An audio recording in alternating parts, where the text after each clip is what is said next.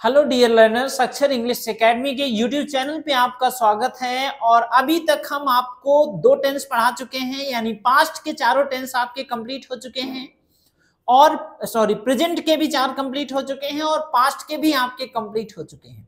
और आज हम फ्यूचर के तीन टेंस को एक ही वीडियो में कवर करेंगे। आपको प्रैक्टिस भी करवाया है, अभी तो मैंने कॉन्सेप्ट बताया है अभी बच्चों के साथ, और यहाँ पर हम ट्रांसलेशन भी आपको कराएंगे क्योंकि प्रैक्टिस बहुत ज्यादा जरूरी होती है।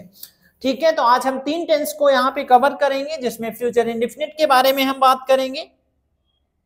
ठीक है, फ्यूचर इंडेफिनिट टेंस और फ्यूचर कॉन्टिन्यूअस और फ्यूचर परफेक्ट टेंस। पढ़ने से पहले यहाँ पर देखिए हमने एक लाइन लिख रखी है, never wrestle with a pig. कभी भी सूअर के साथ लड़ाई मत करो। क्यों नहीं करना है आपको? यहाँ पे लिखा है यू गेट डर्टी, क्योंकि सूअर के साथ आप लड़ाई करोगे तो आप गंदे हो जाओगे। और दूसरी चीज, and besides the pig likes it, और सूअर को अच्छा लगेगा, पिग को अच्छा लगेगा। तो कभी भी सूअर के साथ लड़ाई मत करो, क्योंकि वो आपको गंदा करेगी पहली चीज, और दूसरी चीज उसको अच्छा लगेगा। तो never fight for unnecessary things, बेवजह चीजों के लिए कभी भी बहस मत करिए। कभी भी फालतू में किसी से बहस करने की जरूरत नहीं है जिसका कोई मतलब ही ना हो। तो शुरू करते हैं। पहले हम पास्ट इंडेफिनिट टेंस को लेते हैं, फ्यूचर इंडेफिनिट टेंस। ठीक है, और डिटेल में हम तीनों टेंस को एक साथ पढ़ेंगे, जिससे आप डिटेल में सारी चीजों को अच्छे से आप समझ सकें। ठीक है, तीनों टेंस को हम एक साथ पढ़ेंगे। तो पहले हम फ्यूचर इंडेफिनिट से शुरुआत करते हैं। ठीक है, फ्यूचर इंडेफिनिट। तो फ्यूचर इंडेफिनिट टेंस क्या होता है? फ्यूचर इंडेफिनिट टेंस यहां पे हम लिख देते हैं पहले, future indefinite. Future indefinite sentence के जो लास्ट में आता है गा गी गे, मैं जाऊंगा, मैं खाऊंगा, मैं तुम्हें बताऊंगा, वह इंग्लिश सीखेगा, वह वहां नहीं जाएगा, मैं दरवाजा खोलूंगा, मैं 8 बजे तक पहुंच जाऊंगा। तो इस तरीके के जो सेंटेंस हैं वो फ्यूचर इंडेफिनिट सेंटेंस में आते हैं, यानी फ्यूचर इंडेफिनिट टेंस में लास्ट में गा गी गे आता है। ठीक है, इसको हम तीन पार्ट में डिवाइड कर लेते हैं। ठीक है, फ्यूचर इंडेफिनिट टेंस, यहाँ पर एक ऑप्शन होता है, हम इसको तीन पार्ट में डिवाइड करते हैं, पार्टीशन में कर लेते हैं। ठीक है, पार्टीशन में करते हैं और हम तीनों टेंस, ये आपको शायद विजिबल होगा। ठीक है, यहां पर हम लिखते हैं फ्यूचर इंडेफिनिट टेंस। तो फ्यूचर इंडेफिनिट टेंस, इसमें हम लिखेंगे फ्यूचर इंडेफिनिट टेंस। थोड़ा मोटा करते हैं इसको। ठीक है, यहां पर हम पढ़ेंगे future indefinite, future indefinite tense पढ़ेंगे, और हम इसमें पढ़ेंगे फ्यूचर कॉन्टिन्यूअस, फ्यूचर कॉन्टिन्यूअस, और इसमें हम पढ़ेंगे फ्यूचर परफेक्ट, फ्यूचर परफेक्ट, वाइट ही चाहिए, इसमें हम पढ़ते हैं फ्यूचर परफेक्ट। अब देखिए, एक साथ हमने इसलिए लिया है कि आप समझ सकें अच्छे से। Future perfect tense.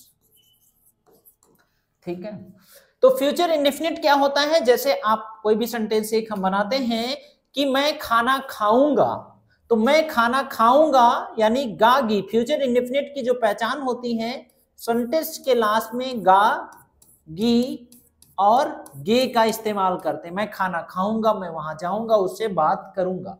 और कॉन्टिन्यूअस में कोई काम फ्यूचर में हो रहा होता है, तो अगर मैं खाना खाऊंगा तो कॉन्टिन्यूअस में बन जाएगा मैं खाना खा रहा हूंगा। तो इसकी जो पहचान होती है, सेंटेंस के लास्ट में रहा होगा, रहे होंगे, रहा हूंगा, इस तरीके के सेंटेंस हम फ्यूचर कॉन्टिन्यूअस में यूज करते हैं। वह जा रहा होगा, वह खा रहा होगा, वह पी रहा होगा, वो मुझे बता रहा होगा, वह उसे डांट रहा होगा, वह इंग्लिश सीख रहा होगा, वो समय पर आ रहा होगा, वह उससे झगड़ा कर रहा होगा। ये सारे सेंटेंस फ्यूचर कॉन्टिन्यूअस टेंस में आते हैं। और फ्यूचर में परफेक्ट में होता है चुका होगा, चुका होगा, खाया होगा, चुका होगा, चुका होगा, खाया होगा, पिया होगा, सुना होगा। इस तरीके के सेंटेंस जो हैं वो फ्यूचर परफेक्ट टेंस में आते हैं। ठीक है। और इसकी हेल्पिंग वर्ब क्या होती है, फ्यूचर इंडेफिनिट की हेल्पिंग वर्ब होती है विल। इसकी हम प्रैक्टिस कराएंगे तो और कंफ्यूजन जो होगी वो भी आपका सॉल्व हो जाएगी, जो कि हम आगे कराएंगे टेंस कंप्लीट करने के बाद। इसकी हेल्पिंग वर्ब होती है विल, इसकी हेल्पिंग वर्ब होती है विल बी, और इसकी हेल्पिंग वर्ब होती है विल हैव। ठीक है, इसकी हेल्पिंग वर्ब होती है विल हैव। और ये इंडेफिनिट टेंस है, इंडेफिनिट में हमेशा वर्ब की फर्स्ट फॉर्म आती है, और इसमें फ्यूचर कॉन्टिन्यूअस की में जो, क्योंकि कॉन्टिन्यूअस है इसीलिए वर्ब की फर्स्ट फॉर्म के साथ हम आईएनजी फॉर्म का इस्तेमाल करते हैं। जितने सारे कॉन्टिन्यूअस टेंस हैं उसमें हम आईएनजी फॉर्म का इस्तेमाल करते हैं, और जितने सारे परफेक्ट हैं उसमें हम वर्ब की थर्ड फॉर्म का इस्तेमाल करते हैं।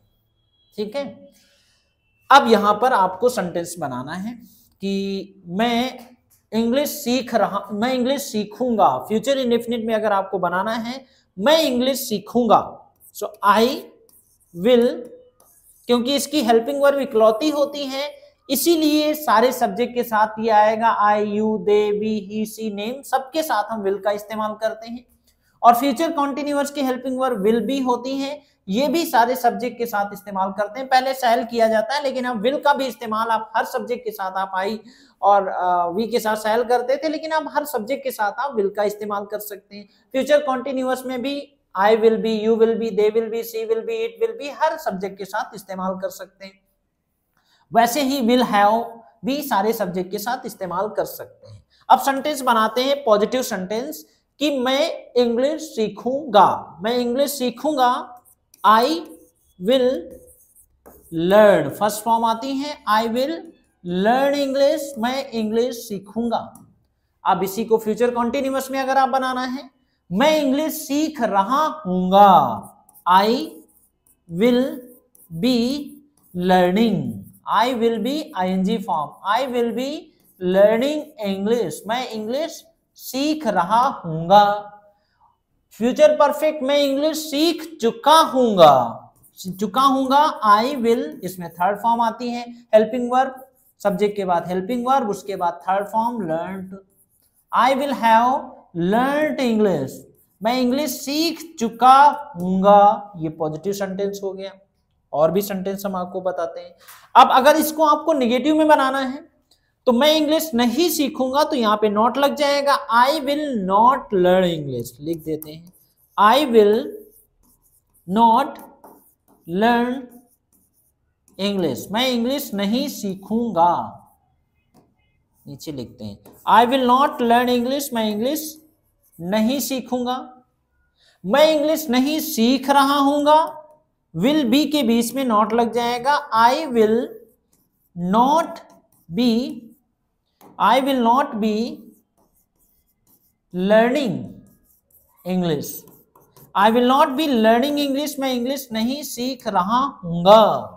फ्यूचर परफेक्ट क्या होगा, मैं इंग्लिश नहीं सीख चुका हूंगा, चुका हूंगा। I will not, will have के बीच में नॉट आएगा, जब दो हेल्पिंग वर्ब होंगी तो बीच में नॉट का इस्तेमाल करेंगे। आई will not have learned, I will not have learned English, मैं इंग्लिश नहीं सीख चुका हूंगा। ये नेगेटिव सेंटेंस हो गया। अब इसी को आपको अगर इंट्रोगेटिव में बनाना है, इंट्रोगेटिव में आप पहले पॉजिटिव और नेगेटिव में ही हम कुछ और एग्जांपल्स देखते हैं। ठीक है, इसमें हम सेंटेंस देखते हैं कि मैं वहां जाऊंगा, मैं वहां जाऊंगा। आई विल गो देयर, मैं वहां जाऊंगा। मैं वहां जा रहा हूंगा। आई विल, आप साथ हमारे साथ बोल भी सकते हैं, I will be going there, मैं वहां जा चुका हूंगा। I will have gone there. Negative में अगर बनाना है, मैं उसे नहीं, मैं वहां नहीं जाऊंगा। I will not go there, तुम वहां नहीं जाओगे। मैं वहां नहीं जा रहा हूंगा, future continuous. I will not be going there, मैं वहां नहीं जा चुका हूंगा। I will not have gone there. मैं उसे डांटूंगा, मैं उसे डांटूंगा। डांटने के लिए हम स्कोल्ड यूज करते हैं। स्कोल्ड मीन्स होता है डांटना, मैं तुम्हें डांटूंगा, आई विल स्कोल्ड यू, मैं तुम्हें नहीं डांटूंगा, I will not scold you, मैं तुम्हें डांट रहा हूंगा, I will be scolding you, ING form लग जाएगी स्कोल्ड में, मैं तुम्हें नहीं डांट रहा हूंगा, I will not be scolding you, मैं तुम्हें डांट चुका हूंगा, तो स्कोल्ड की थर्ड फॉर्म आएगी, आई विल हैव स्कोल्डेड यू, मैं तुम्हें डांट चुका हूंगा, मैं तुम्हें नहीं डांट चुका हूंगा, I will not have scolded you. अब सब्जेक्ट बदल के भी आप बना सकते हैं, मेरे पापा मुझे डांटेंगे, मेरे पापा मुझे डांटेंगे, my father will scold me, मेरे पापा मुझे नहीं डांटेंगे, my father will not scold me, मेरे पापा मुझे डांट रहे होंगे, my father will be scolding me, मेरे पापा मुझे डांट चुके होंगे, माई फादर विल, मेरे पापा मुझे नहीं डांट रहे होंगे, my father will not be scolding me, मेरे पापा मुझे डांट चुके होंगे, my father will have scolded me, मेरे पापा मुझे नहीं डांट चुके होंगे, my father will not have scolded me, मैं टी शर्ट पहनूंगा, I will wear T shirt, मैं टी शर्ट नहीं पहनूंगा, I will not wear T shirt, तुम टी शर्ट पहनोगे, you will wear T shirt, तुम टी शर्ट नहीं पहनोगे, you will not wear T shirt,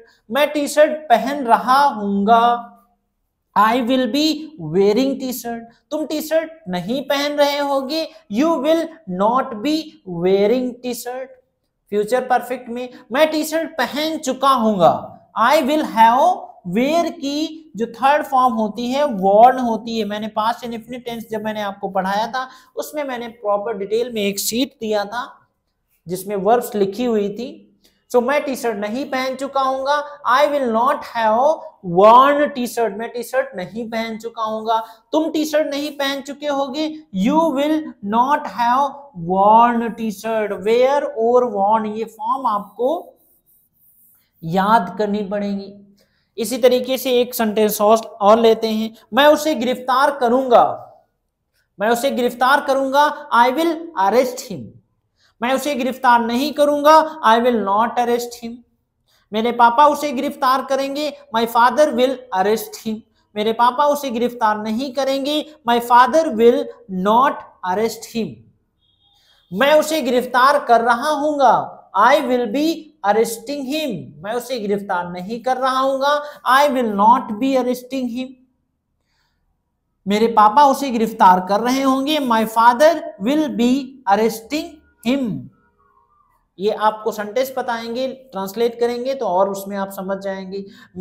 मेरे पापा उसे नहीं गिरफ्तार कर रहे होंगे, my father will not be arresting him. इस तरीके से आप बनाएंगे। ऐसे ही मैं उसे गिरफ्तार कर चुका हूंगा, I will have arrested him, third form. मेरे पापा उसे नहीं गिरफ्तार कर चुके होंगे, my father will not have arrested him.